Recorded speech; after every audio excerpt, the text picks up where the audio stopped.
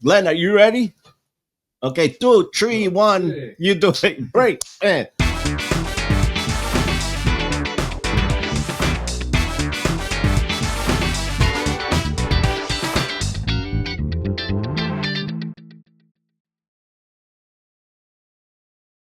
Hey, welcome back to the Giulio Show. It's good to see you. Today's episode is both special and deeply meaningful to me today because today we are recording on Veterans Day, a day where we pause to honor men and women in the United States Armed Forces. And we have a special guest today, too, but we'll talk about him a little bit later. First, we want to honor the United States Armed Forces for those who have served, for those who continue to serve, and for those who have laid their lives down for our freedoms. And we appreciate that tremendously.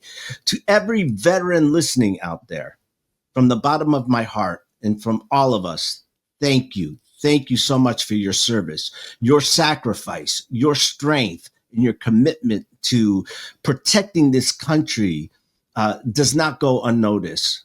We honor you. We appreciate you. And we hold you in our prayers today and every day. Now, we know freedom is not free. It has always been paid for at a cost. And today we choose to remember that cost with gratitude and reverence. And so thank you very much for your service. And guys, today's not just one day that we need to thank our men and women who were veterans and who are serving today. Every time you see them, you should thank them. We should have a picnic every day, not once a year on Veterans Day, because they have given so much. Their family has given so much to us by sacrificing their children, their husbands, their fathers, their daughters, their aunts, their uncles.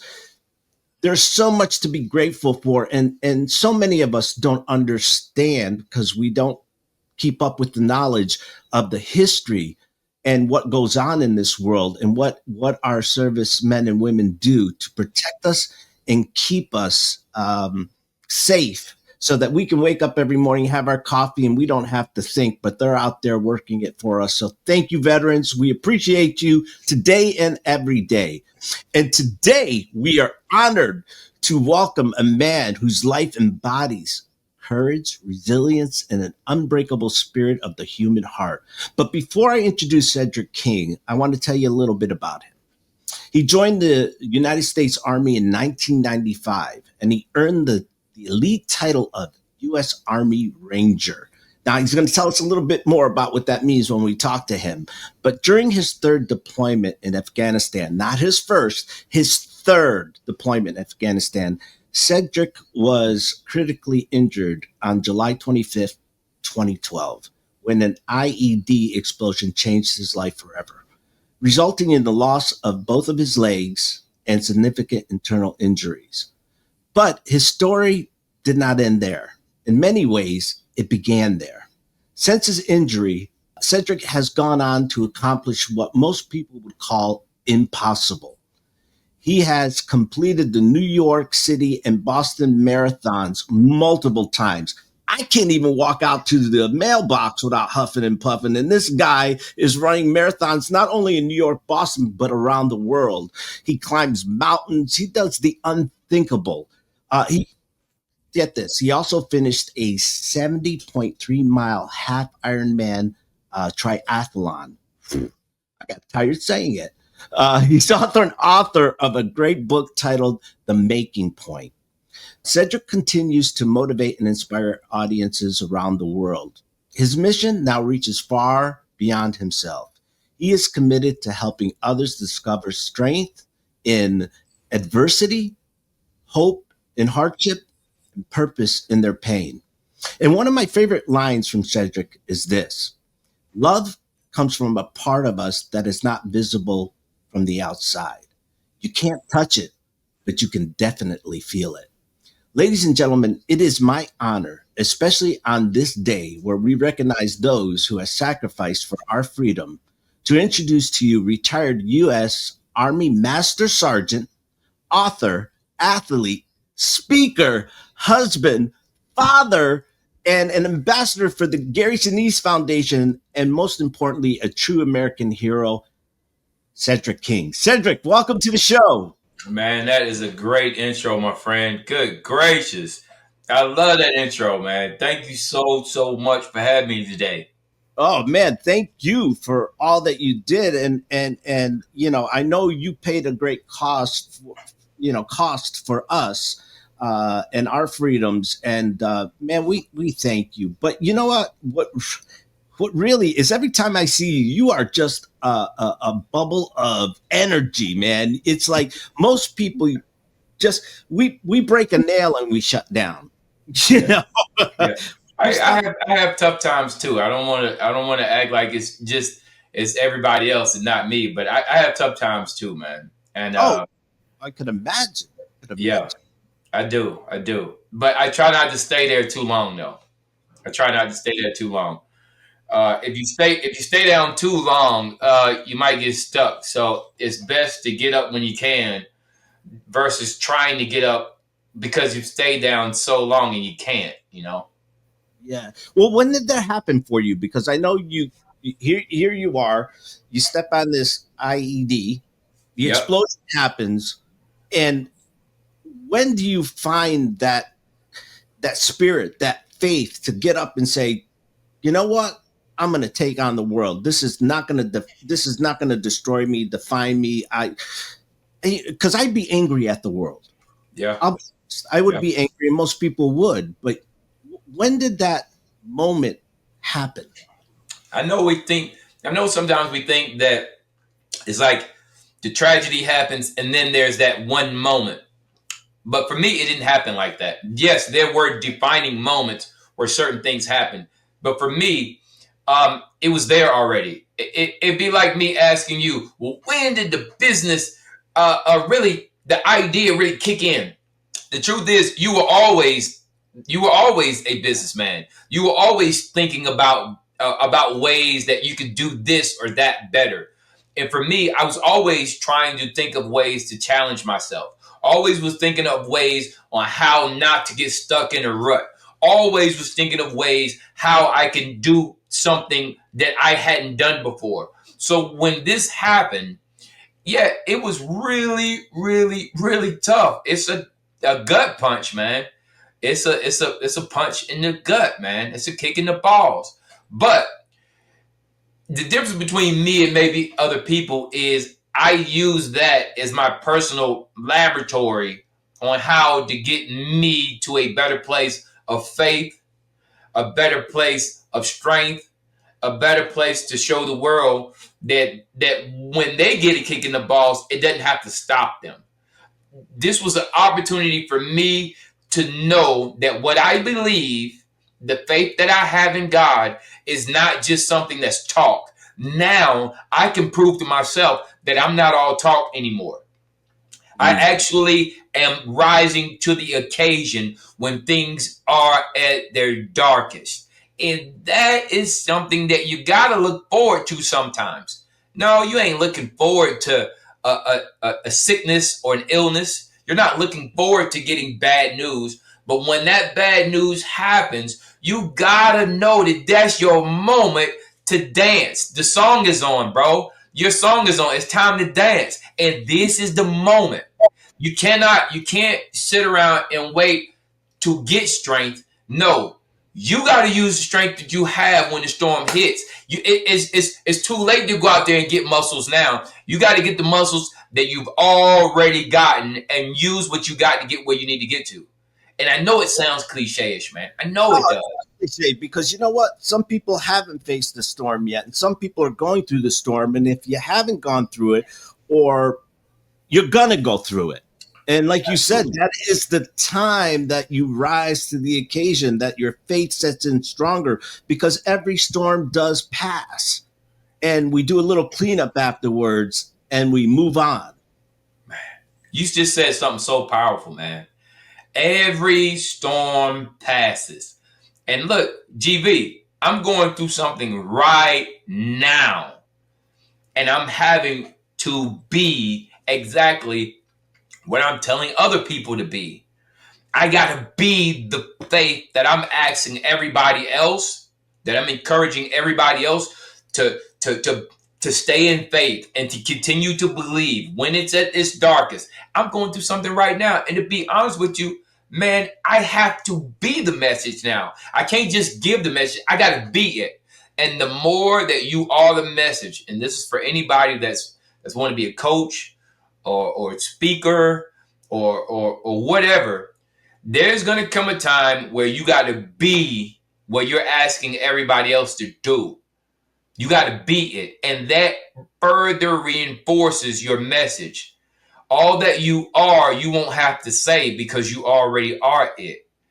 But you know, what Now, you are willing to do is share that message and be humble enough to say, hey, listen, I'm going through something right now and I need that faith more than ever. And I'm with you on that because whatever it may be, we all are going through something, especially in today's crazy world, you know, yes. and it seems like we feel like we're the only ones being punished, Yeah. but many of us are not being punished. We're being given a lesson, a strength to build upon. If you look at Yeah. it in the most positive way, I guess. You just said something else. That right there is exactly what we have to do. You cannot you cannot sit and be I know the word victim is very harsh these days, Mm. but thinking that life did this to you is one way that you can look at it. But then if you adopt that, there's no coming out of that.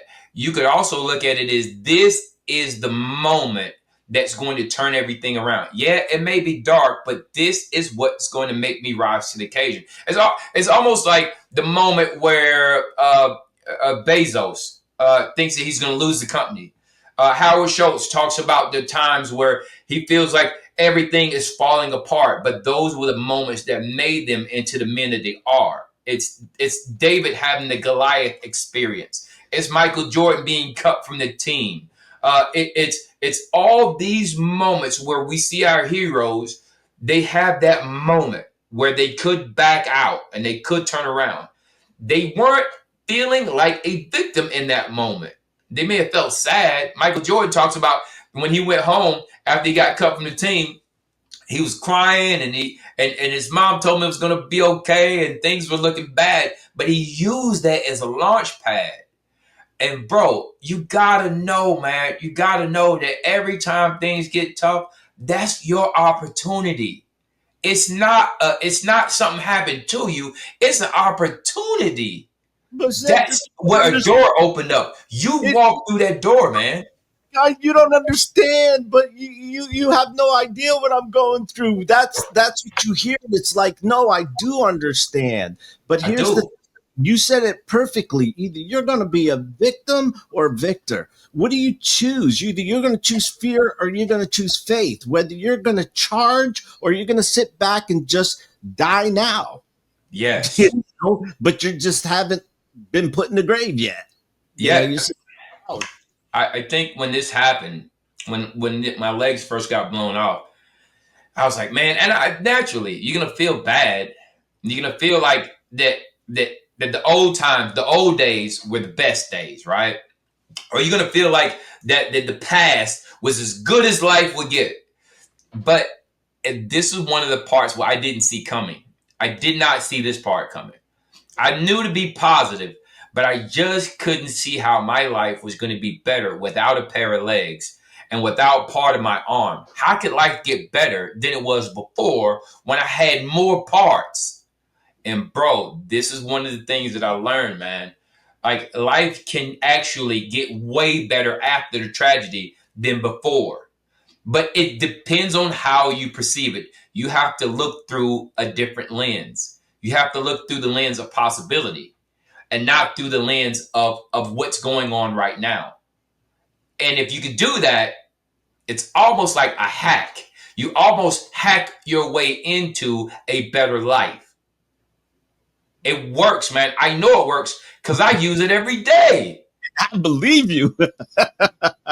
I You can don't. hack your way into a better life after it got tough. Yeah. Well, I look at all those awards behind you, all those hanging up. Was that Yep. before or after? These are all from marathons and half marathons and Ironman. And look, hey, I'm the type of person that I don't stay in the past too long. I come into I come into this office and I look at these medals and they give me strength, especially when I'm feeling at my lowest. When I think things aren't working out, this is a reminder of at mile 22 when I felt like I was so close but so far. That reminds me that I can get to the finish line in my current storm because I've gone through past storms, not just on marathon courses, not just swimming in the ocean. I'm talking about when things got tough in life, when the check hadn't showed up yet, or when the Dexel scan had not come out the way that I wanted it to. All these things. This is a reminder that I've overcome in the past and I will overcome in the future. Always. I love This is not for me to live in the past. This is a reminder that what I've done in the past is going to happen in the future. Yeah, I love it. I love it. So we're going to see that wall full of more stuff, more trophies because there's more to come. But you That's know right. what? We talked the other day, and it was funny because you just ended the New York Marathon, and I was watching that video. I'm like, man, I couldn't. I said it earlier on. I walk to my mailbox and I get tired. You know what I'm saying? Here you are in deep pain, and I'm like, it's okay, Cedric, you can stop, but I could see your mind saying, no way. And next to you, I don't know if maybe you continue to keep running because the guy in Speedos running next to you either scared you or motivated you. Man, But let you me were tell you. Speedos, man, I'm telling you. Let me tell you, man. Those moments right there. That is that is why I do tough things. That's exactly why I do tough things on purpose. You don't have to do a marathon, but the reason why I do the marathon is because half marathons just don't put me in a place of discomfort long enough. It's almost like, yeah, you could, like for you, GB, you could go out and start a lemonade stand in your neighborhood. You could, but you're not on that level anymore. It doesn't challenge you. You know, you could go out and sell Girl Scout cookies if you wanted to, but that level of business is not where you are. The level of business where you are, you're at a higher level, you're at a more complex level, and that level gives you rewards that a lemonade stand won't. This level of challenge is a level of challenge that gives me the strength from being really, really tired and frustrated and fatigued. That is the moment where I really look forward to. I don't look forward to being exhausted, but I do look forward to being in a moment where I ain't got no answers. And only thing I can do is put one foot in front of the other. That is where I grow. That is the moment of growth. The place of discomfort and the place of it sucking so bad and everybody passing by me, that is the moment where I know I'm growing. Maybe not on the outside, but on the inside, I am looking at fatigue and it looks a little less intimidating than it did an hour or two ago, or Yeah. last year, or the And year it's not before. even finishing first. It's What's about that? finishing. It's not even about finishing first. It's Oh just man. completing the task. And some people think like you have special running legs. Am I right? I got. That's the only ones I could use. That's a lot of people see these legs and they think that it makes me springy. Like I'm running, I'm jumping around on like some springs, or I have an unfair advantage. Nah, man. Like if anybody has an unfair advantage, it's the people with legs like yours. I look at you and I'm like, golly, if you could just give me one knee back, Mm. if you could just give me one more knee, bro, I'll probably take over the world, bro. Yeah. If you could just give me Like Let's one leg back, bro. I might, I might go back in the army, bro. take it off you're already taking the world on because and here you are saying I need a leg. Listen, you're doing more than most people who have their two legs. And yes, you're probably saying, give them to me. I'll use them more than you will. I'll take them. I'll take You them know, right now. but you got those. And it's funny because you do say that because people think, oh man, he could probably dunk a basketball with those things. He can. But what people don't realize is the strain that goes on your real legs that when you put on your other legs, because I could see how much in agony you are, but what are you saying in your head why you're feeling that pain and running? Because people, like you said, they look at those as like, oh man, he's just like the bionic man, he's feeling good. No, that's painful. Yes, it's very painful. When I'm running, there is a level of pain that I really forgot about. It's I've dealt with the leg pain for so long that now I don't even, it's there, but it's almost like this. Hey, how in the world do you pay all these invoices? How do you do this every month? Doesn't that suck? I'm sure you've gotten to the point where, yeah, I don't want to pay taxes. I don't want to have to pay all these invoices. I don't want to do this and this and this. But it's a part of the recipe for me to get to where I got to go. So, yes, it's uncomfortable, but it's not so uncomfortable that I don't want to do it, that I don't want to get to the finish line.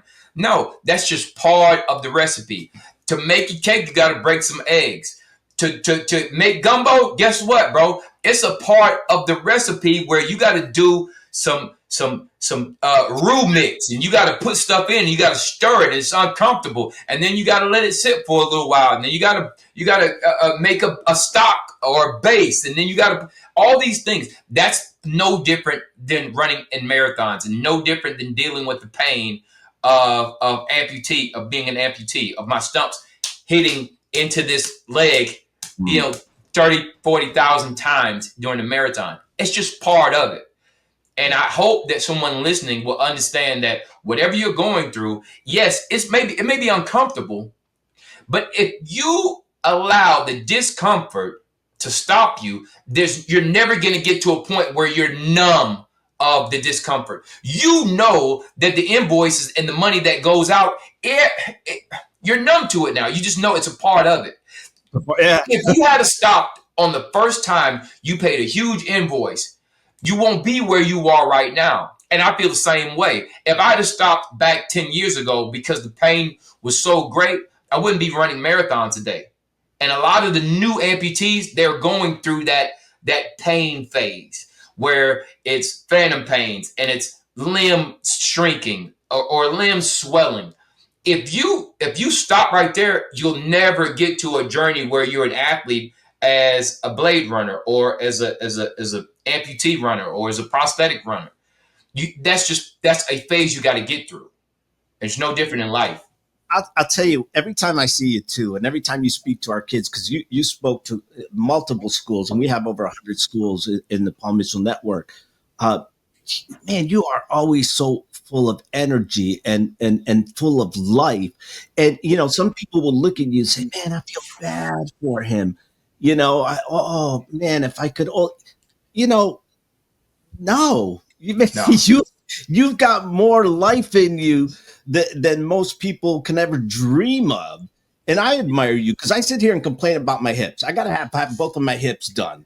I'm like, who am I to complain here? Who am I to cry? I got to go in for some surgery and get it fixed. But, here I'm refusing to go work out. And then I get inspired by somebody like you who, make no excuses not to work out. And I try to make excuses not to work out. I do too.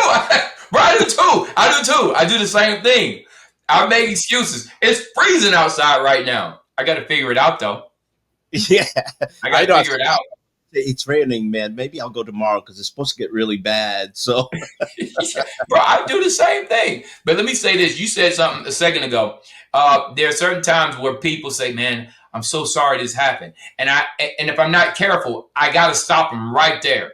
Not because I want to be, I don't want to be rude, but the moment I take sympathy, even well-meaning sympathy, Right. that's a moment where I got to be careful. It's almost like somebody handing you a delicious, pie. Yeah, everybody eats a little pie every now and again. Everybody eats cake every now and again. But the problem is if you eat too much of it. And I got to be careful, especially the way that I am right now. I got to make sure that the sympathy that people do give to me, man, I'm so sorry this happened. No. I have to stop them. I have to say, no. Hey, I don't feel sorry for me. I live a great life. I live a great life. Don't feel bad for me. If you knew how much fun I was having, you'd probably be jealous because I know that I am living an incredible life. From the moment I wake up to the moment I close my eyes at night, I live a life that I love. I wouldn't trade my life for nobody's because I love it so much. I do, man. And that's not just me saying something. That's not me just being facetious or ridiculous. No, man, Well, I live a great life. Hung around you. I see you. We were just at the gala. I see you running the marathon. You're not looking to be felt. You don't want people to feel sorry for you. You're happy. You don't, just the way you walk around, it's like, no, don't feel bad for me. And I love what you say because some people will want you to feel bad for them. They want that because and they want to stay as if everybody. How can I say this? There's people out there that tell you how miserable their life is. Yes. And they love the pity from everybody and the comforting from everybody, but that's not helping them grow. You'll always be a victim. If you do that, and I know exactly what you're talking about, people that use pity as their daily medicine. Anybody, you call somebody and say, hey, how's it going? Oh, man, if it ain't one thing, it's another. Oh, man, you wouldn't believe the time I'm having. Life can't get any worse. No. You got to be careful. That's you taking the poison. Yeah. That's you taking the poison. You will never grow any bigger. Times in your life will never get better as long as you take the poison because you turn the poison into your reward. You turn the poison into your reward. So when people give it to you, you feel satiated because now somebody feels sorry for the situation you're in. On the other hand, if you flip it and like, hey, man, hey, look, it's a tough day today, but you know what? We're coming out of this. Yeah. We're coming out of this. Now, guess what I do? I delay that reward of pity until now I create a point of power down the road, a point of victory down the road. If I can overcome this storm right now, guess what? I grow. And now that storm that hit that dude that wanted to feel guilty and pity, now that storm will get him every time, whereas now that storm won't get me. It's gonna take a bigger storm to get me next time, because that right there, that ain't it. That ain't tough enough no more. And I don't want the storm to get tougher, but I know that I'm growing. I'm getting bigger and better and stronger. Well, I love it when people come up to me and they want to tell me like everything that's going bad, and they stop doing that because after a while I'm like, okay, so what are you going to do about it? What are you going to do about it? What are you going to do about it? And then what do they say then? Well, you don't understand. They go back to the problem, not what they're going to do about it. They just keep going back to the problem. And I'm like, well, you're never going to get better because you what are you going to do about it? It's a cycle, man. It's a cycle. And I don't want to minimize what anybody's going through right now. I don't. What you're going through right now, it may be tough, but you have to learn to speak to the storm in a place of victory. You can't, bro, if you're in a fight at the bar, if you get in a fight at the bar, you can't ask the guy that is swinging on you and that's taking this pool stick and about to go upside your head. You can't tell him, hey, look, man, my knee is hurting. Take it easy on me during this bar fight. I've been going through and my wife is mad at me, so I need you to take it easy on me. No, he's going to go upside your head, and life will do the same thing. Life will do the same thing. You cannot show weakness when the storm is raging, even though you may feel weak. So you're going to have to get to the point where you say, hey, look, you might have got a good lick on me, but in the end, I'm going to get you. And it might not look like it right now, but guess what? Pretty soon, I'm going to be on your head. You ain't gonna continue to get me with the same left hook that you got me with last time. I'm going to be on you. Well, that's because you learn from the first time. Most people don't learn from this. They're like, why you keep getting hit in the face? Well, that same hook keeps coming at you. You know, you got to know that next time he's going to throw it again. You got to learn to duck. How you going to learn to duck if you ain't never got hit? Well, you know, it's funny. Not long ago, I was playing a victim. I'm not going to lie. Sometimes we get caught in that part of our journey. And I was talking to my pastor and I'm like, you know, through COVID, I made it. I was strong. I put all these things in place, but you know, ever since then I've lost this and I've lost that. And he looked at me, he said, stop. You sound like Job. He goes, I want you to go back and read Job and everything he lost, but he never lost his faith and he never gave up. And then he got tenfold back. And I was like, ooh. Okay. He didn't give in to my pity. He just said, you sound like somebody who went through it, Job, but go ahead and read his story and then come back and tell me.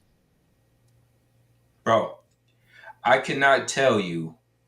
You'll never know what you just said meant to me, man. This right here, and I don't want to get too, I'm not, by no means am I Reverend King or nothing. Bro, I am probably the worst guy in the world to be talking about God. But let me explain this to you, man. This book right here, man, when times get tough, I wrote about this last night. I take these notes sometimes. Bro, when times get tough, you're going to have to learn to repeat what God says about you. You cannot repeat how you feel in the storm. The storm will get you to say something like this. Man, I'm so tired. And that might be true, dog. That might be true. But it's not what God says about you. God says this: you are the head and not the tail, above and not beneath. God says all these wonders. You are a priesthood, a royal nation. You are the best of the best. But the storm will have you say something like, man, if it ain't one thing, it's another. I'm sick of this. You have to be careful of what you say in the storm. We know that our words are powerful. But if you use the power of your words and start to say how you feel, you will short circuit your own destiny. You will forfeit what's yours because you feel tired, because you feel defeated, because you feel worried or small or insignificant. You have to, at that point, learn to train your mind to say what God says about you and not what you feel. Yeah. It takes practice, though. It takes practice. God doesn't make any mistakes. You know, every morning I get up and the first thing I do is I give thanks for another day. And then I have my coffee and I whip out the Bible and I read. And I'll tell you what, the greatest motivational book I've ever picked up was that Bible, because any book you pick up, any saying you see in that comes from that great book. Absolutely. And he does not make mistakes. He gives you the opportunity to discover defeat so that you can discover victory. You know what? But that's counterintuitive to what we live today, though. Today, we say, all right, I want it to be sunny. I want it to be 70 and sunny out there. And I want it to be a perfect day at work. Get off work early. That day presents you no challenge. And without challenge, there is no growth. Without challenge, you cannot apply faith if you're not being challenged. God's economy is built on you believing when you cannot see. God's economy, paper money, credit, gold, silver, it doesn't work. In God's economy, if you want money, it's called faith.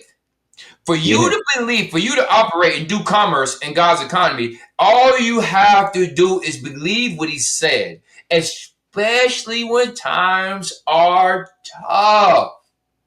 And if you aren't able to do that, you are poor. You are considered poor in God's economy. All he asks you to do is believe. That's it. He doesn't tell you to make God money your God. He just says, believe in me, and and I will give. But if you believe in money and that's all you're chasing, you ain't getting anywhere. You know. It, bro, look, let me tell you right now, man. You are saying things. When we get off of here, I'm gonna tell you exactly how on point everything you've said actually is, and it's timely. It's not just accurate, but in my life right now, what you just said is so timely. It's you fearing not having God over you fearing not having money or friends or connections. Let me say it like connections. Okay. Sometimes we make money our God, or provisions our God, or safety our God, or friends our God. And everything you put in front of him, he will turn into a curse for you. He's jealous. So he's not going to sit there and allow you to give the fear of not having money the upper hand. He's like, oh, okay, if that's your God, okay, worship money. Now watch what happens when money it ain't in the bank account, ain't in your pocket. How does that make you feel? It you, sucks.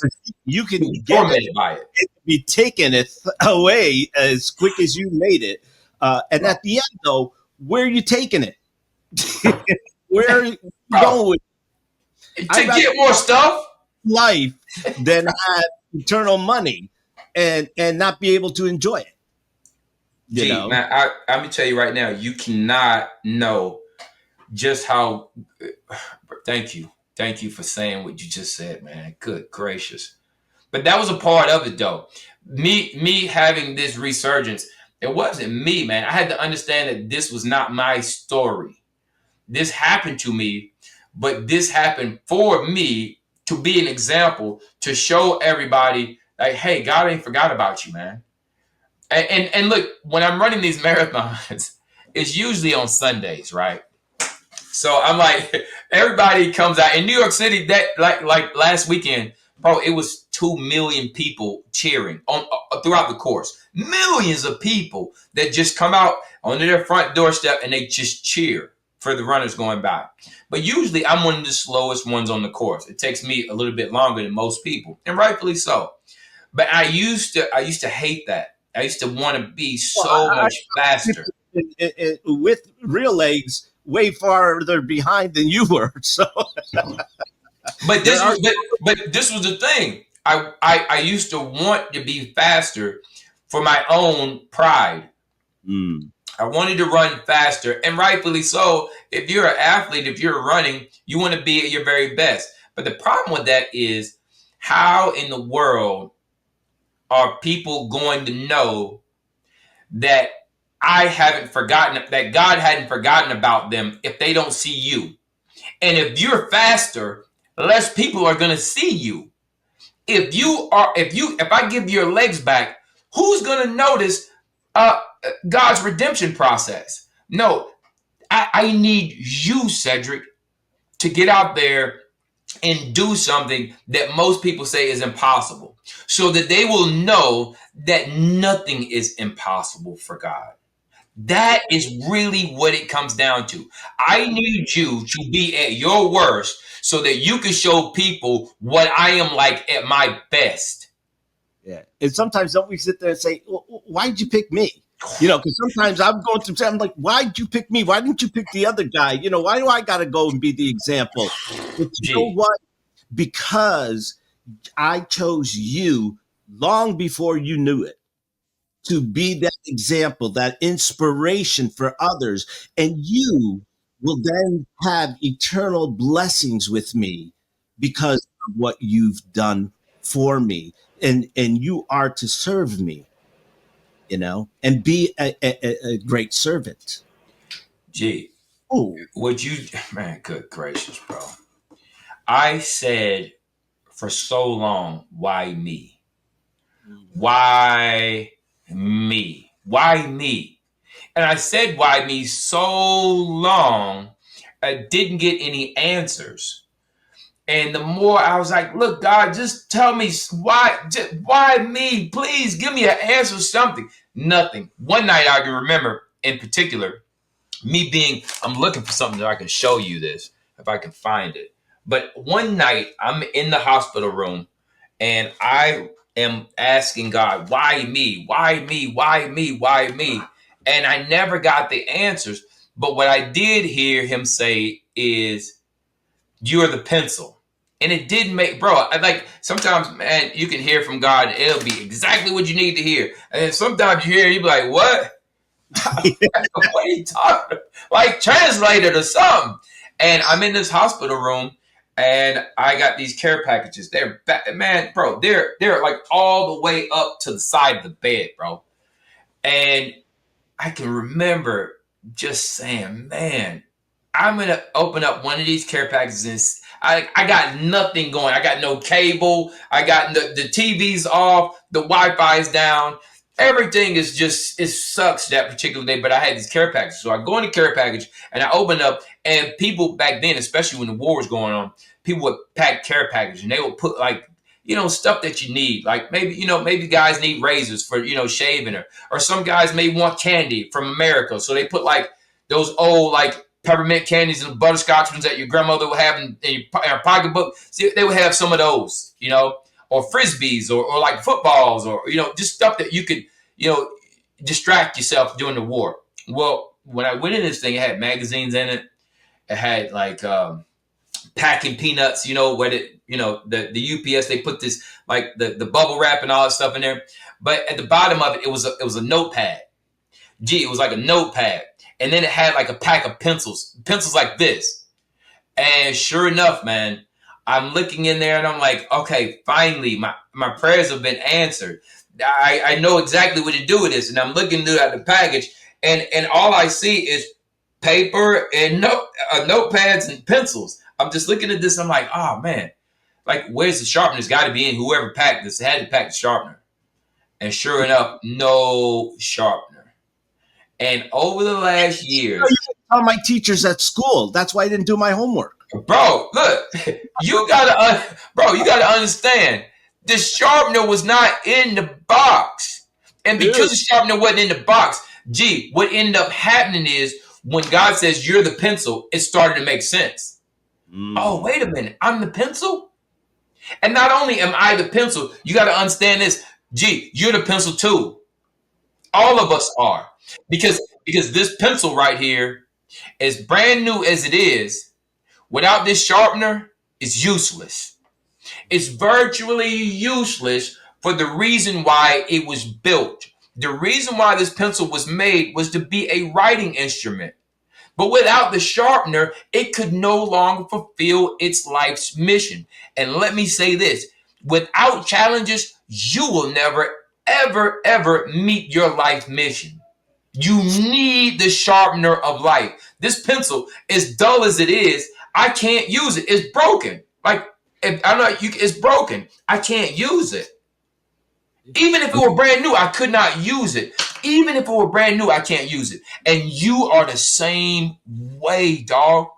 Without the challenges of life, without the uncertainty of the financial world, with the government shutdown, all of these things, without the sharpener in life, we are useless. We need to get put in that sharpener every now and again and apply pressure and turn it and turn it and turn it and turn it until the inside of the pencil, which was uncovered, you couldn't see it, now it's exposed, and now this pencil can become the writing instrument.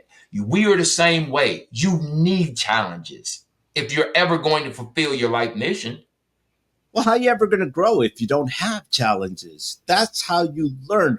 People want it just easy. But listen, easy doesn't help you grow. It's boring.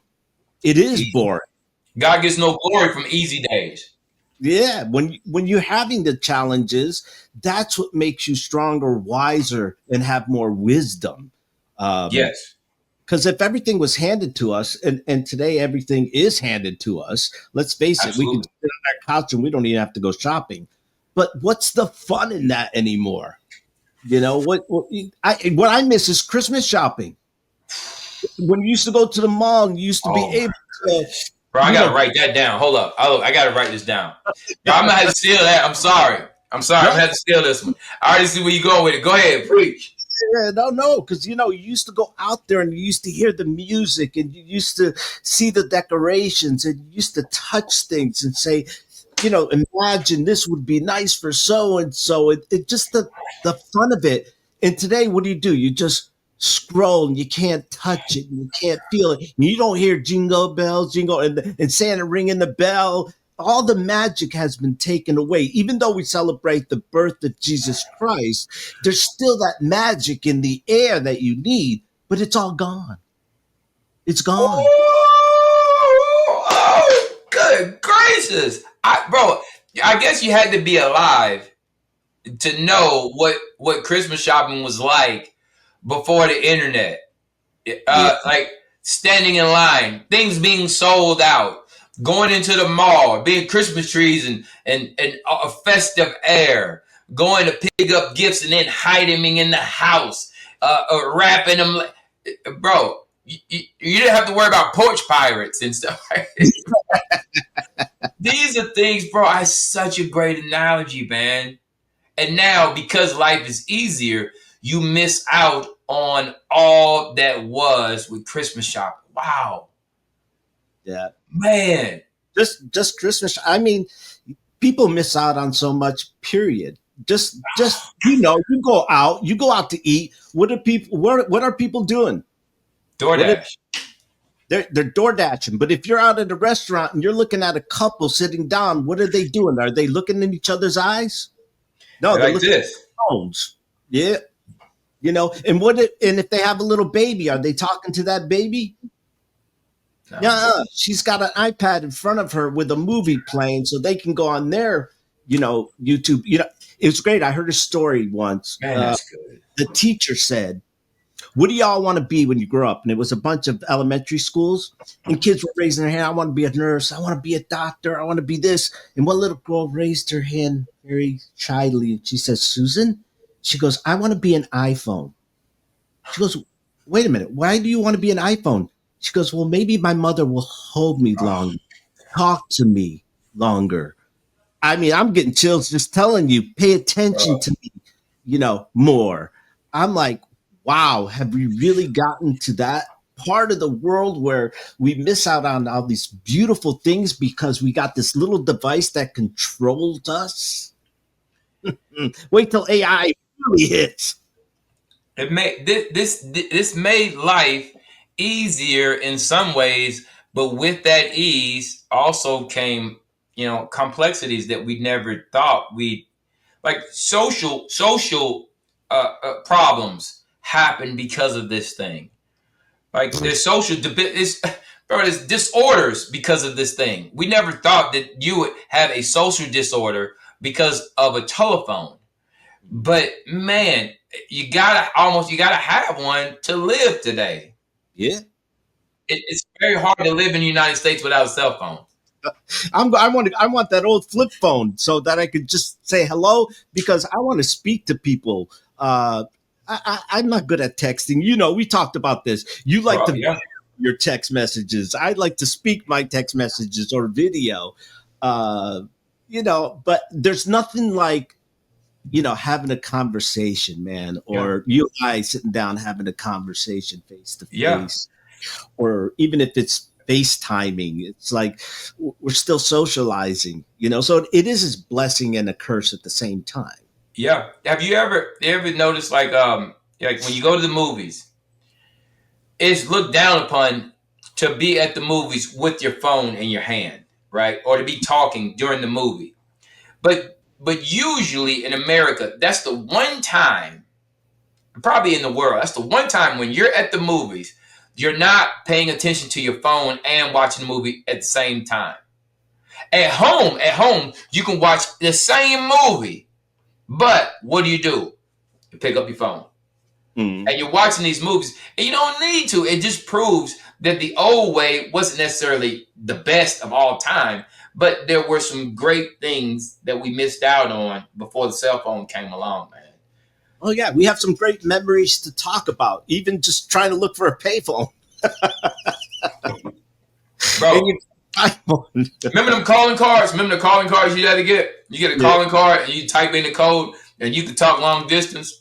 Buying minutes and recharging phone cards, bro. That's what. And look, before phone cards, you had to have change on you. You had to have pocket change to use the payphone. No, you know what we used to do when we called long distance? Because remember, you used to have to call an operator to call long distance. You had to call, yep, operator, so like a collect call to so and so, and they would, and we'd give a fake name so that the person on the other end could know we're all right. So we didn't have to pay for the long distance call. We had fun like that, bro. That was one of the best bro. That's one of the best bypasses, bro. You have a collect call from Rudy. Okay, no, I won't accept charges. Hey, you're good. You're good. But no, man, I always tell the students about. Hey, when I come out there, man, one of the things that I like to do is find out like how many people are like, from the 80s, the 90s, the 2000s, 2010s, but bro, you got students that are in there that are born in 2007, 2008. And I'm like, how? Some of them graduate high school early, so they're able to get in there. But bro, it's so hard for me to believe that you got adults that are born in 07. And I'm like, good. You got adults, you got students in your schools that are born in 07. And I'm like, you're this old. And they're like, oh, I'm so old. I'm like, no, your life is starting. It's getting good. But I always do like song quizzes. So I'll come in there and I'll do like song quizzes. I'll bring like my speaker with me. I'll bring my JBL speaker with me. And we'll do like songs to kind of get them warmed up, and kind of see what old school songs they know. They call our songs old school, right? Yeah, right. So it's always fun, man. I love coming to talk to students, man. Well, you know what? You also are a funny guy when you're up there. You tell a lot of great stories. You used to do a little bit of comedy, didn't you? Oh man, bro, let me tell you. I think I've always had the ability to have a good time, but at some point in time, when I started speaking, I wanted to be able to use humor to kind of illustrate points and learn delivery and timing and all these things. And some of the stuff came natural, and some of the stuff I had to work. It's a tool. Humor is a tool, especially for a speaker. It's a tool no different than a video, no different than a slideshow. It's a tool. So I took these. I went and took like the stand-up class they got here in Atlanta. Atlanta's got comedy clubs all over the place. So I go in there and I try and learn how to do a set. How to put together a set. And bro, you have to be transparent enough to be you on stage, man. Not just a speaker, but especially when you're talking about using humor. You got to use all that you are, and you have to use all that you've experienced.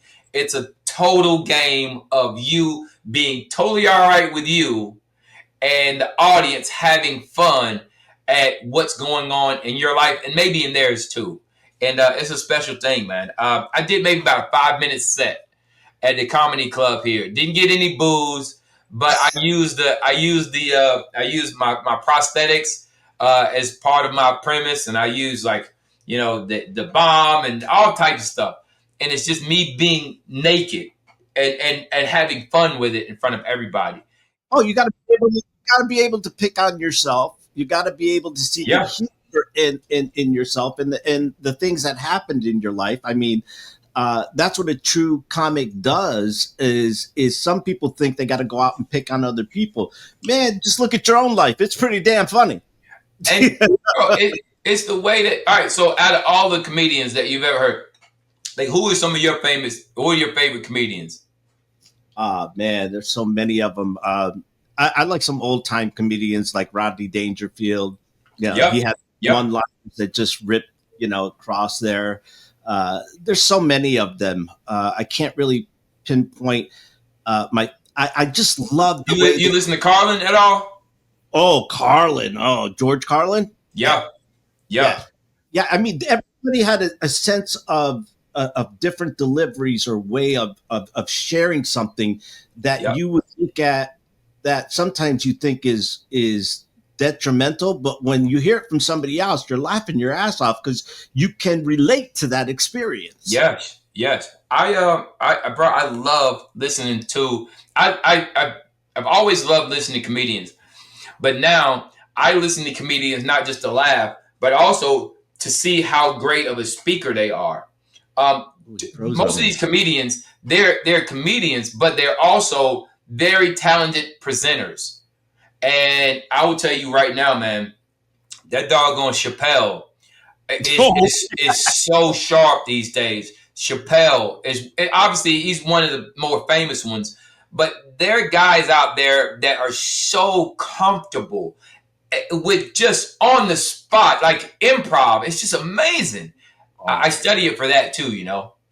yeah, no, you know what? Any type, acting, comedy, it all helps as a speaker as well because even when you're telling a story, there is the sad, the happy, the tragedy, the Yeah, happy ending. I mean, there's a roller coaster that goes into that story that keeps people engaged. Uh, yeah, could you imagine just being a speaker up there and saying, "Oh, my life really sucked." And what are you going to do? People are going to fall asleep or walk out or yeah, feel yeah, sad. Where you're sharing a story, but you're uplifting people with the motivation. yeah.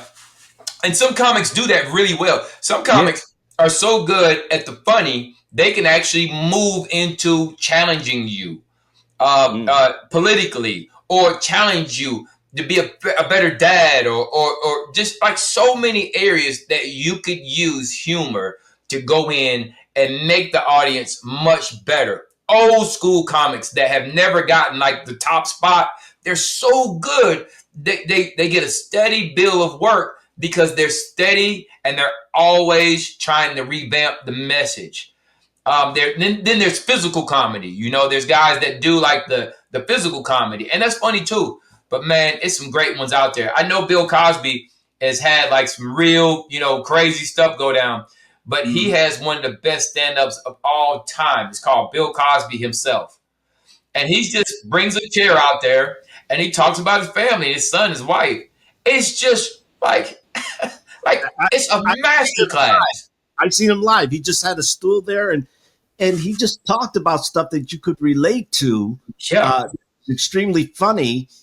You're right. It's a sad thing yeah, that he's gone through what he's gone through. But there, my whole life growing up, and I don't know about you, Cedric. I used to love, and I still do. I love to watch people laugh. I love to make them feel good. But I used to get in trouble for that all the time. And it's like, why can't you surrender to feeling? Because I'd always have a one liner rip, yeah. a comeback, and I would they would yell at me. They would, you need to stop. You need to stop joking around. You need to stop being funny. And Man, I did, and I hated myself. man. I'm like, no, life is too short. You got to see things. If you're trying to shut me down, how can I enjoy life? If you don't like me, don't hang with me. Gee, you grew up in the '70s, right? Yeah. You're adolescent, you're a teenager in '70s, right? Yeah. Oh yeah. So back then, I grew up a decade later, so in the '80s and '90s. But back then, you had to be ready for anything, bro. If you got a funny haircut, if your shoes was dirty, or if you got on the bus and you smell bad, bro, they were going to go to the lunchroom back then. And bro, you got funny looking clothes, bro. You had to be ready for action. Oh yeah. Don't Oh yeah. drop the plate in the middle of the whole lunchroom, bro. It's over for you. Or bro, bro, it's just so many crazy things that can happen to a person. And bro, I remember getting a haircut. Next day was school pictures, and I just didn't get a haircut when I should have the weekend prior. So I go to the bathroom, I cut on the clippers, and I start trying to cut my hair. And sure enough, man, with hair, I know you guys know now. Hair is one of those things. It's better to go small than go big, bro. I Mm. tried to go big and cut out a plug I went bald right here on the side, and then I tried to cover it up, bro. Next day, I get on the bus, bro. All day, the whole day, bro. I had to wear a hat, and you know when you wear a hat back in the day at school, hey, take that hat off, take that hat Yep. off, Yep. bro. I took off that hat, bro, bro, and that was first period in the morning, all day. You go to the lunchroom with this.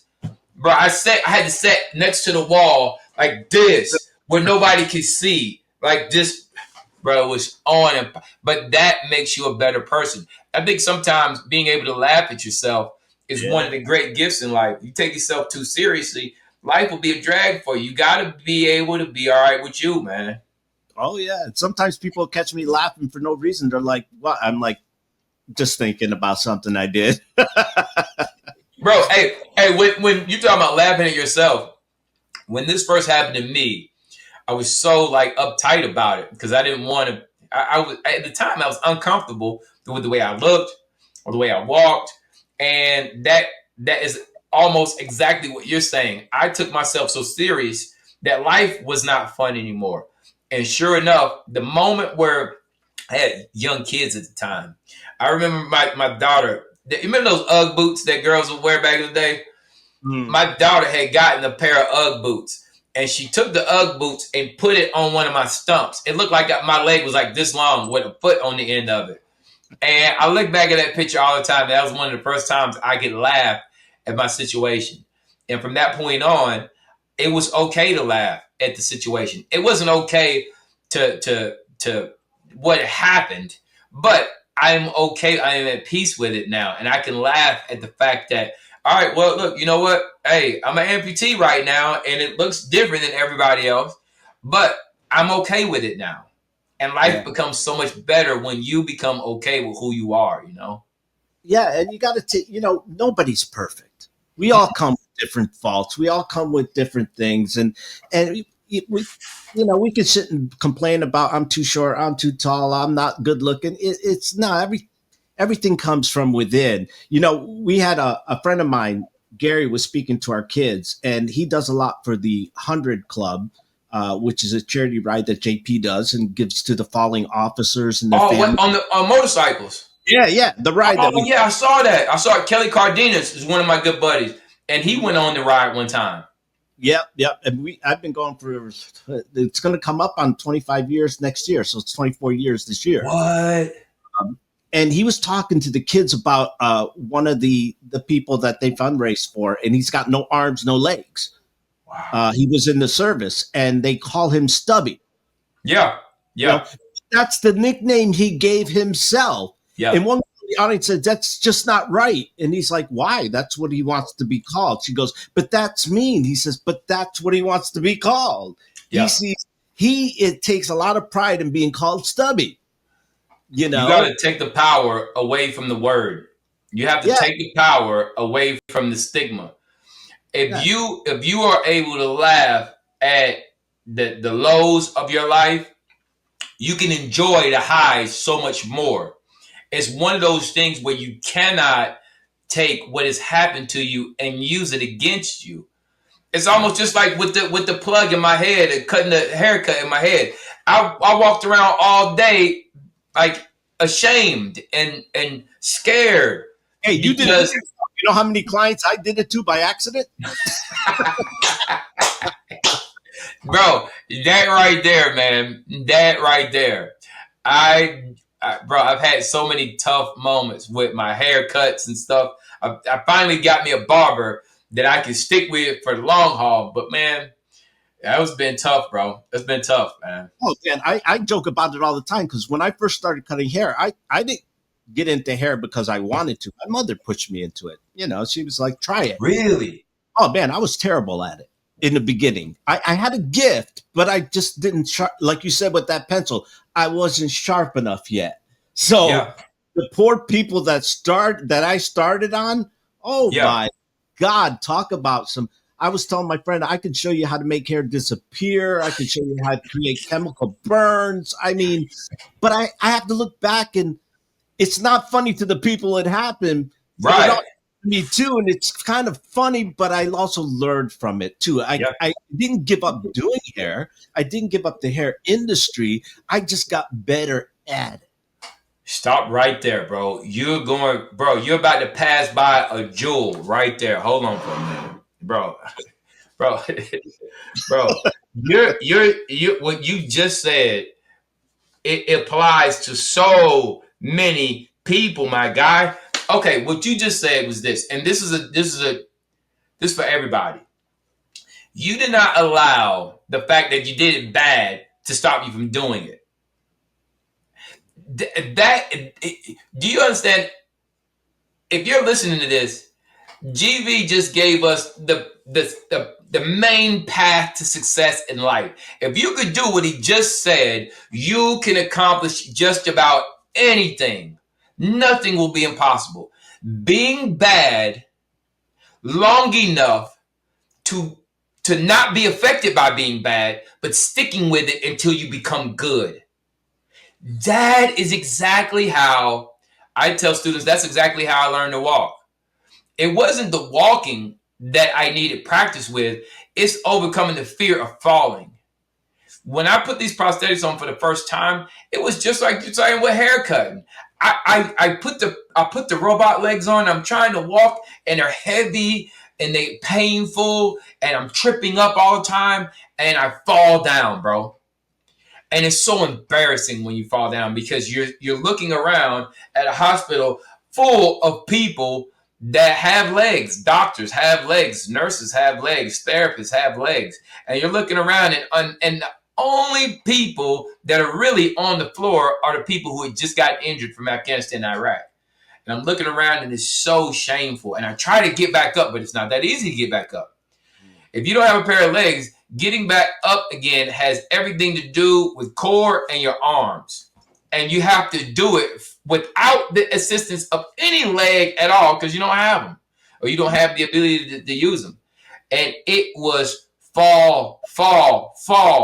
Take about 3 steps, maybe 3 steps of success, maybe 4, 3.5. Crash. Step, crash. It was long periods of taking 1 step, 2 steps, and crashing. Long periods of no success. Only to get maybe to walk to the bathroom and back. And that went on for years. That went on for years. But there came a moment where falling wasn't scary anymore. It was something that I was okay with. Did I want to always trip up and fall and look embarrassed? No. But it was something that didn't hold me hostage anymore. And the moment where I stopped feeling fear for what may happen was the moment walking became easier and I became better at walking. Now, I could walk through Atlanta Hartsfield Airport. I could walk through LAX and I could be texting the driver, walking, pulling my suitcase and never looking down at my shoes. I could walk through airports all over the world, bumping into people, going into elevators, getting on escalators, and not even worry about falling down. But that only happened after I overcame the fear of falling. And you had to fall a lot in order to stand taller. Thousands of times. I still fall down. I still do. In New York City, running the marathon, there are people that trip you up. There's 50,000 runners out there. Inevitably, most of the people will pass by you, and there's going to be people that trip you up because you look like the same height as they are until they get up on you. And now, in races, people try to pass each other. But when they try to pass me, they clip my blade and I go flying. Best thing to do, even if you're frustrated, get back up as soon as possible. Yeah. Get back up as soon as possible. And you're not getting back up to play it off like you didn't fall, but you don't want the ground. The ground is almost has a way of pulling you in. The ground has a way of keeping you down if you stay there too long. The best thing to do is get up and shake it off as soon as possible so you can train your body that ain't where we staying at. I want it to be a physical reaction that staying down is no longer an option. The only option is getting back up and staying up. And if you do fall, get back up again. It's like that in life too. Realize that even though you have the artificial legs, it's not as easy getting up as it is falling. Bro, But you get up anyway. for me to get up on my own, it's almost, bro, I have to, bro, when I crash, it looks like a dumpster fire, bro. It looks like crazy. But Yeah. getting back up is so tough. Yeah. But nowadays it's not as tough as it used to be. And I'm pretty sure years from now, it'll be even easier to get back up because it's instinctive. It'll become instinctive. And I hope people are listening. It's for life too, man. Yeah. What do you think in the future with all this AI stuff? Do you think, Oh, or have you seen them working on some better and more? You get where I'm going on better legs. Dude, bro, I can't wait. I can't wait. There's gonna come a day. There's gonna come a day where they've already got it to where guys that are missing arms, they got like the hands that can pick up the cups and stuff. They got robotic fingers. Like you could throw a hook. You can throw a hook and probably knock somebody out. but but it's just one of those things where technology it is slow for a long time and then it moves like Yeah. it triples. Like a VCR to now streaming. Like technology will move so fast when it hits a certain point of no return, and it's gotten like that with prosthetics. We got guys with prosthetics that can do amazing stuff, bro. They were showing that they were, the artificial hands, and Yep. we were talking about the phantom field that they can actually hook up to your nervous system because of the Nerve that you can when you Yeah. hold. They were holding their partner's hand. They could actually feel the hand. Bro, they're gonna get to a point one day where, and when it happens, bro, I'm gonna be first in line. They're gonna get to a point one day where you can regenerate limbs. And I'm not sure how far it's happened, but we've studied how certain animals and certain crustaceans, they're able to regenerate parts of their limbs, especially sea creatures. They can regenerate. Some cold-blooded animals, like lizards, or they can regenerate body parts. And I think as human beings, we're almost on the cusp of us doing the same thing. Whether it's regenerating, like eyesight, regenerate hearing, regenerate limbs, and when we get to that point, my guy, I'm telling you right now, I'm not sure. I am thankful for this experience. I have got to learn to be thankful for the experience that I've had to be without limbs. But I got to tell you this: the day where it happens, bro, I'm going straight to the basketball court and playing 5-on-5 with whoever's there, bro. That's the one thing that I miss the most. Everything else I've been able to deal with pretty good. But bro, swimming and playing hoops, bro, I'm gonna go out there and cook somebody with my old 1990s style hoops. Yeah. But I can't wait, man. Jordan jump in there. Bro, I used to be able to dunk. I would be able to dunk, man. So not being able to play hoops and not being able to jump and spin and no look passes, all those things right there, that's one of the biggest things that I miss. But everything else I think I've adapted to pretty well. Everything else is you can do everything that you did before, man. You just gotta learn to do it differently. I'm only 5'6", and I can dunk on my daughter's basketball miniature hoop thing. Bro, when I come there, you gotta let me get a dunk in on it, all right? When I come down to chop it up with you, you gotta let me get a dunk on there, all right? only way I'm going to be dunking. But listen, I don't know if you know this. I can't relate to you because you're missing your limbs, but I could relate to the struggles of you trying to walk again. Because in '97, when I ended up in a coma, and I What? woke up, yeah, yeah. I was in ICU for 3 months, and obviously I got what they call foot drop, right? Yeah. Where you can't walk, you Yeah. can't walk, and they held me by a rope. Now, did they do this? They held you by a rope by your waist, and they try to get you to Yeah. walk, but I got no feeling. You know, I I, got I, that. I can't put the right foot and then the left foot. You're just swinging me side to side. I got a video where I send you. I'm gonna send you a video of me learning to walk with that belt they put around your waist, and then they got it held it behind you, and you take Yeah. steps. It's basically there as a safety device in case you fall down. Well, I was gonna fall. They were just holding me up. Bro, I know exactly what you're talking about. I got my movement back. It's still numb in that leg, in one leg, but they told me they didn't know what was going to happen. But it's funny that they right away they work with you and get you moving.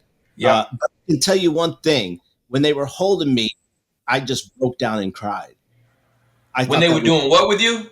when they were holding that rope around my waist Yeah. and pushing me down, dragging me down the hallway, should I say. Yeah. I don't know how I would handle what you handled because I broke down and thought my life was over. I was crying. I went into a deep depression. I Yeah. couldn't move. I was frozen. Bro, I know exactly what you mean, man. And you got all these great warriors who are getting up and going, and what an inspiration that is, and what an inspiration you are. And I can't wait to have you over and to have you in school. What's that? How did you get to? How long did it take for you to get to where they take the rope off of you? Uh, I was after ICU. I spent another 3 months in rehab. Yeah. You know, and then they just sent me home in a wheelchair on oxygen.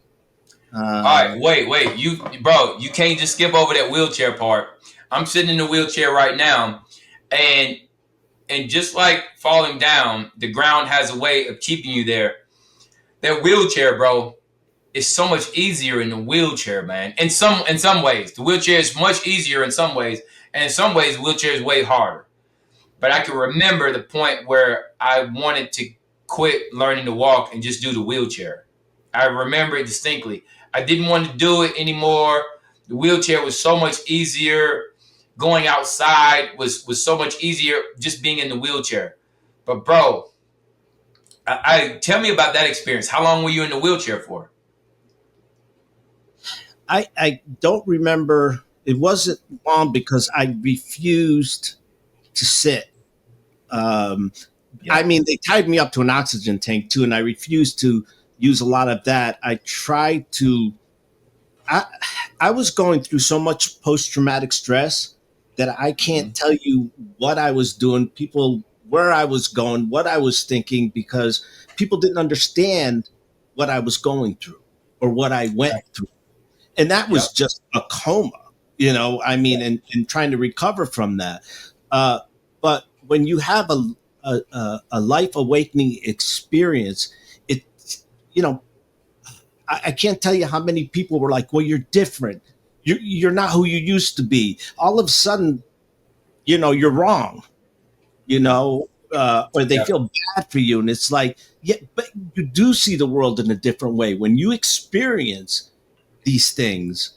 Life is so much different. I can't tell you how much more I appreciate the trees and the flowers. Yeah. Yeah. Yeah. Where before I used to pass that by. Did you feel that same experience after? I do, bro. I remember the first time I came outside after being in the hospital for months, and everything was like the grass was way more green, and like the cars were like way more, like everything was like on 10. I think sometimes being inside has a way of dulling our senses to what's really there, what life is really like. And bro, I remember coming outside. It was like, this is beautiful, man. Even like the mosquitoes and the flies were like, oh man, everything was so much more accentuated. Yeah. But I am blown away by how I got lost one day. I got lost one day because now in I the went hospital. when I came home from the hospital. I spent some time at my mother's house, uh, with my wife and kids, so they could help out a little bit. Yeah, At one point, I was around the neighborhood by myself. Now I've been in that neighborhood how many times? for your whole life. I was around the corner and I was lost because I did not recognize anything around me. I recognized its beauty, but I Wow, didn't recognize it because I never took the time to recognize what was around me. man. Too busy. Today, like we talked about, people are too busy to recognize what's around them, Yeah, and the yeah. beauty that is around them. Like it's almost like watching a movie that you've watched your whole life, and one day you're watching it with somebody, and you're like, when did they put that in the movie? Like, it's always been there. What do you mean? He was in the movie the whole time, and because you get so used to seeing it through the lens that you've always seen it through, sometimes life will show you it from a different angle, and it's almost like you're watching a whole new movie, or it's almost like you're eating a whole new recipe. It's almost like you're meeting a whole new person or driving a whole new car.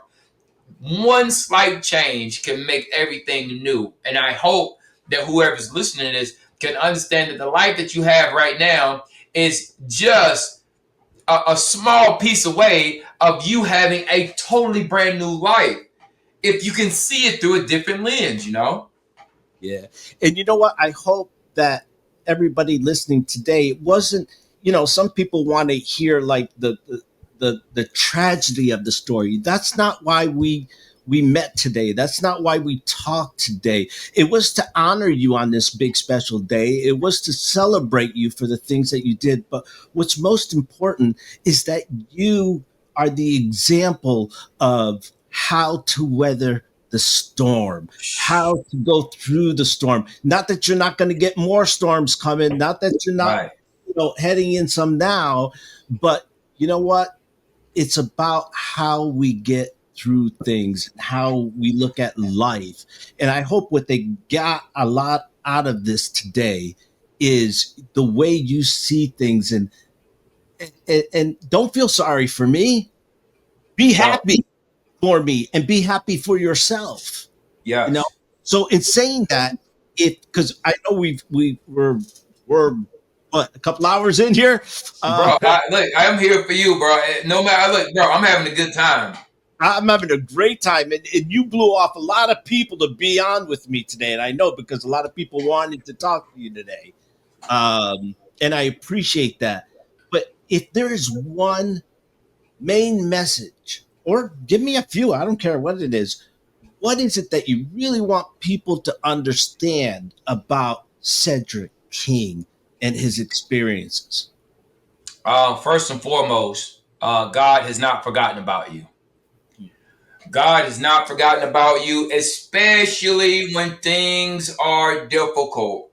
God has not forgotten about you. He is right there in the fire with you.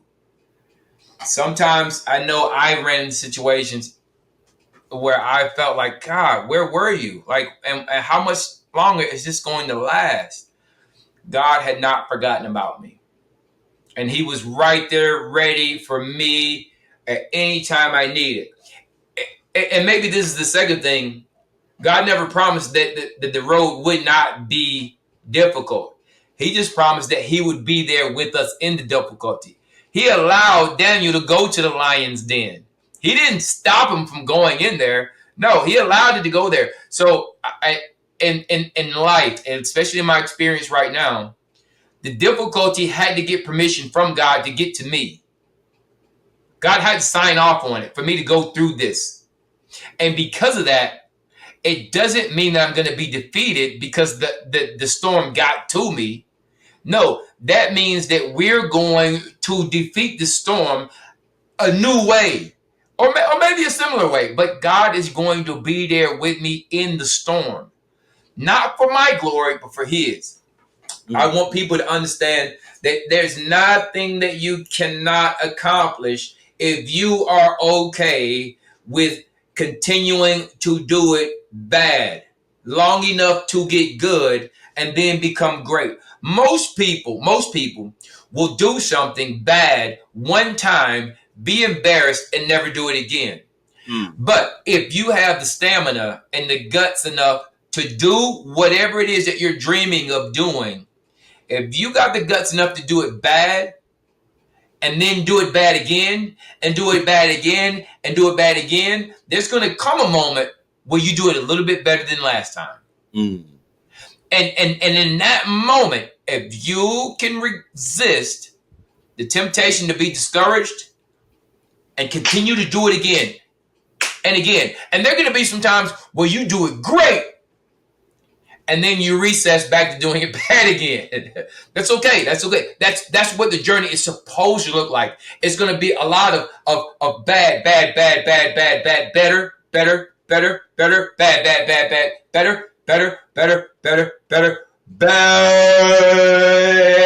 and then great, and then back to bad again. That is what success looks like. It's not a straight line. It's not. It's a lot of this. It's a lot of down and up, a lot of peaks and valleys. But if you got the guts enough, if you got the love, if you're loving what you're doing enough, you are going to be better than most of the people, because most people will not get past doing it bad and the embarrassment of doing it bad. Most people will wash their hands with it because it's taken too long to get great. But if you got the guts and the patience enough to hang on in there, you're going to be one of the very, very few to do it outstanding. And this has been my experience in learning to walk, learning to run, becoming a speaker, an author. That has been my experience in life. Okay, I'm okay with doing it bad. I'm okay with not being great at it. But my persistence is the thing that's going to give me the upper hand, because I'm not going to be discouraged by doing it bad. I'll just keep coming back because I love it, and because I do want to be good at it. I want to be better at it. So, Cedric, if you could go back in time in what was it, 1995? 1995, yep. If you could go back and say, today I'm going to go enlist in the Army, would you do it again? Bro, I would not only do it again, bro, I would do it even. Bro, I think about that. Look, my iPhone notes I got probably about 30 notes on here specifically on how I would go back and do it even better. I would go back, and the only thing I would change is this. In 1995, I would do one thing differently, and that is I would do the things that I was afraid to do earlier. If I could change one thing, do everything the same, except for the things that I was most afraid to do, I would do that even sooner, even younger. What were you afraid to do? Bro, I was afraid to go do special ops.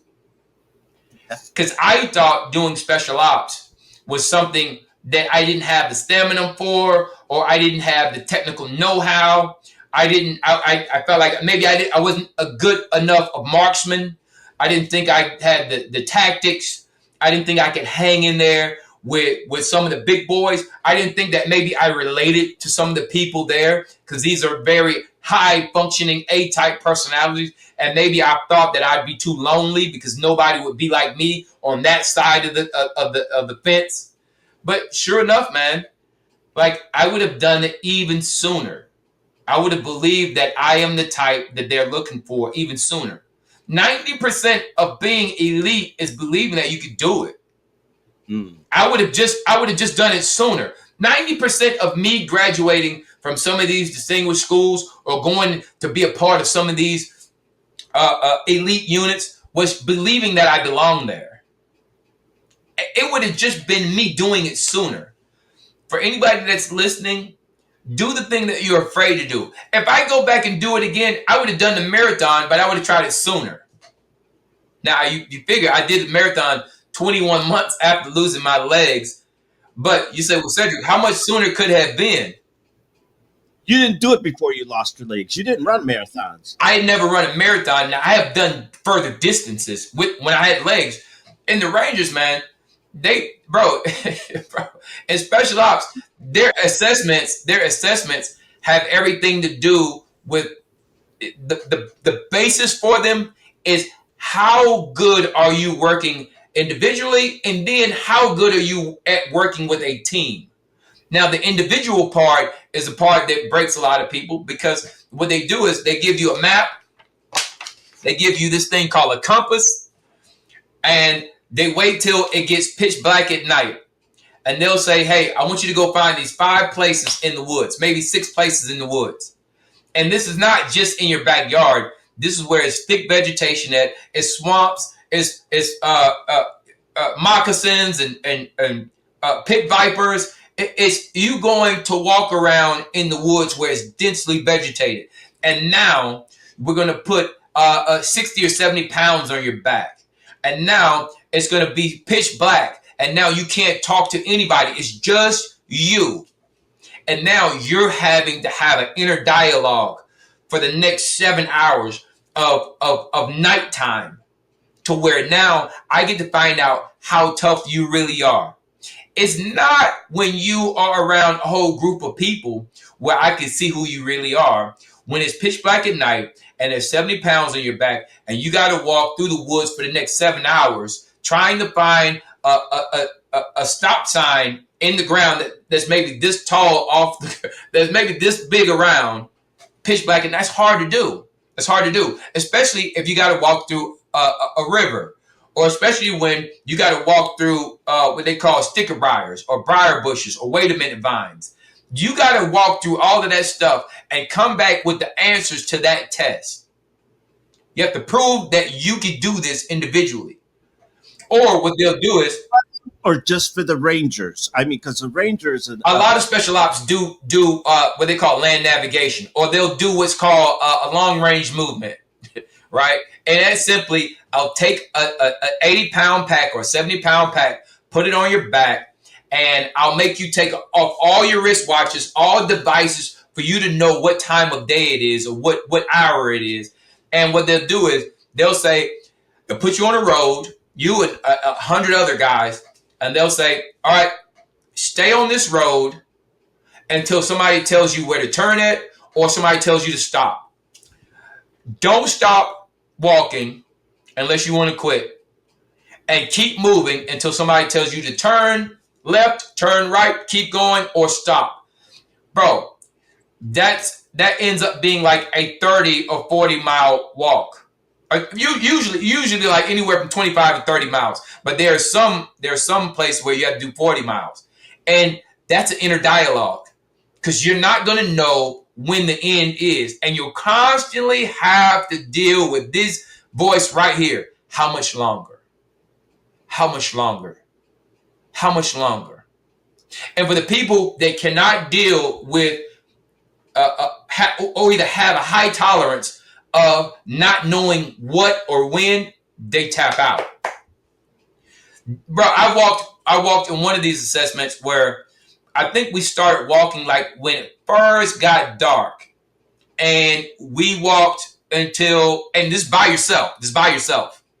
You start out together, but you just walk. Bro, I didn't see the guy that said stop until like the sun came up real good.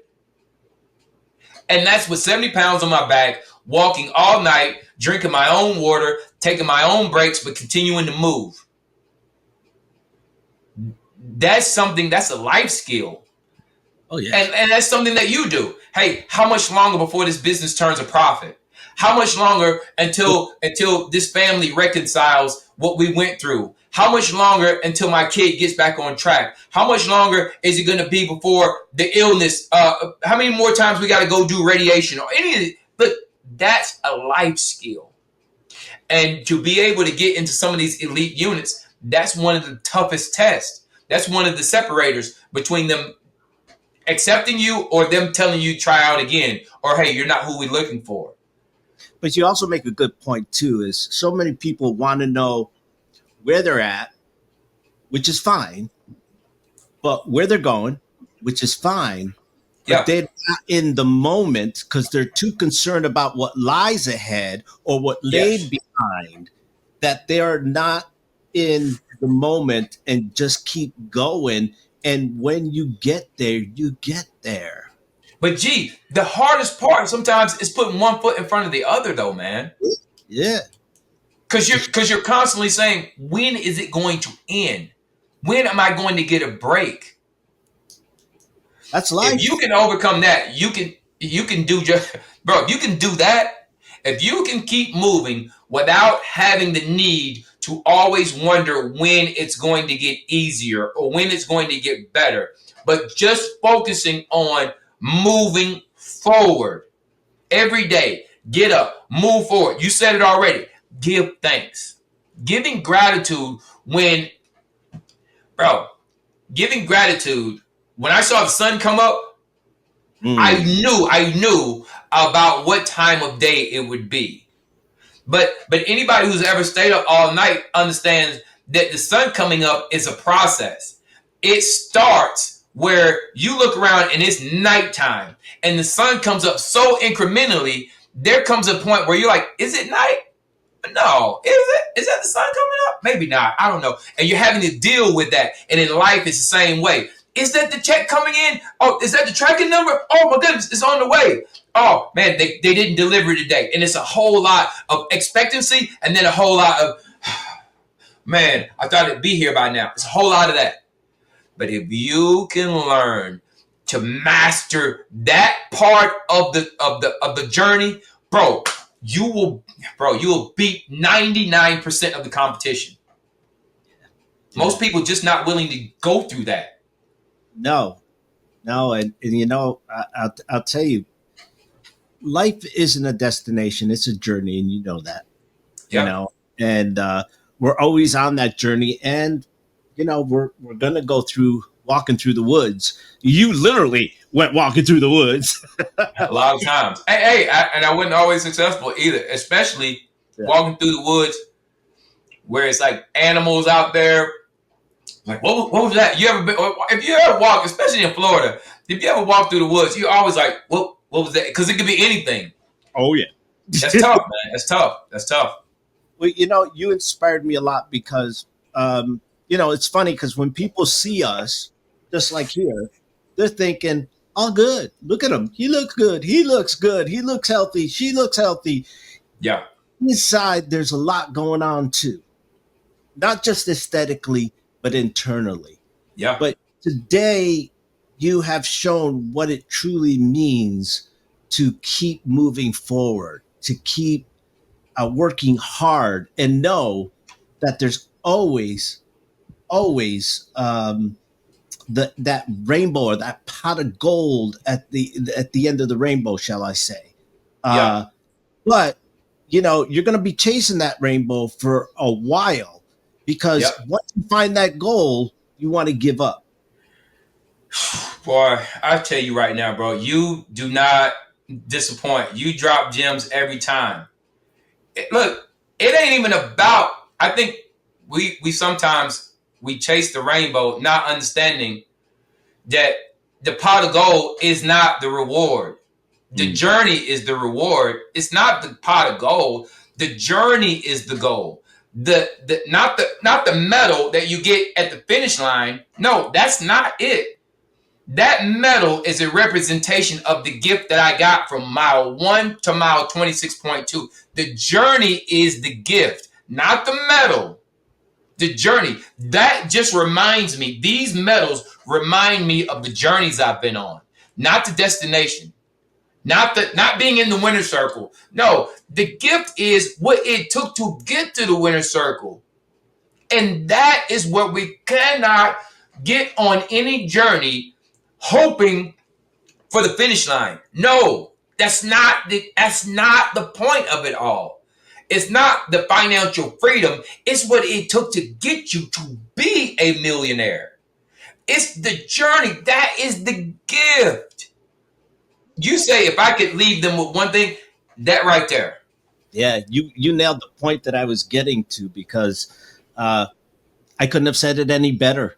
My friend, it has been such a great pleasure uh, on this Veterans Day to get such motivation and such inspiration from you, and the love that I always get from you anyway. And it's just the beginning of a never ending friendship and brotherhood. So, listen, everyone out there, always be thankful for the people who have put themselves out there for you, for your country, for your nation.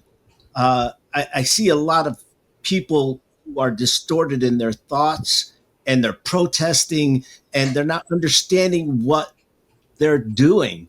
Uh, and the reason why you're able to do all that stuff, speak your mind, speak your protest, live whatever religion you want, is because that man and many others people served so you could have that right. So when you pass by a veteran or somebody who's serving this country, you look them straight in the eye and say, thank you for what I have each and every day. Besides thanking the Lord up above for what you're given, also thank the people that the Lord put in front of you to fight for you. Cedric, my friend, we appreciate you. Happy Veterans Day. Thank you, man. Love you, brother. We'll talk soon.